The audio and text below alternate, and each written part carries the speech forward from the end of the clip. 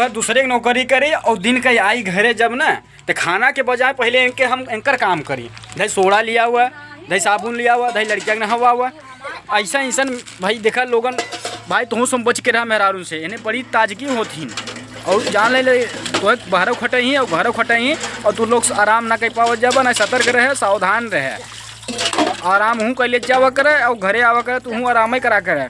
और जंगर चोर बन के रह भाई तो भाई ठिकान लगे तो नहीं देखा ऐसा ऐसा मेहरारू हैं सतावत रहते। हम कहाँ पे सतावत है? सवेरे से नहाए धोए पूजा वूजा करे अब हाँ 10 बज गवा अब तक भोजन नहीं मिला। उतने में मार जिससे एक काम करे अच्छा अपने मन से बताऊँ।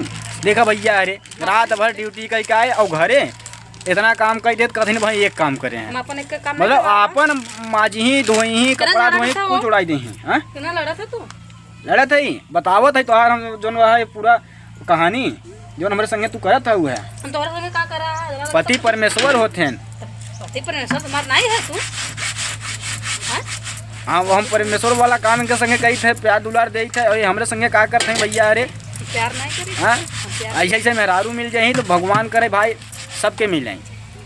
देखते हैं ऊँचा ताना था अरे बाप रे पावर देखे मान जो है जन आए है यहाँ जन्म में इनकर गुलाम हम हो जा है। नहीं यार हमारा गुलाम नहीं है, हमारा पति जी है। पति जी नहीं कोपर है।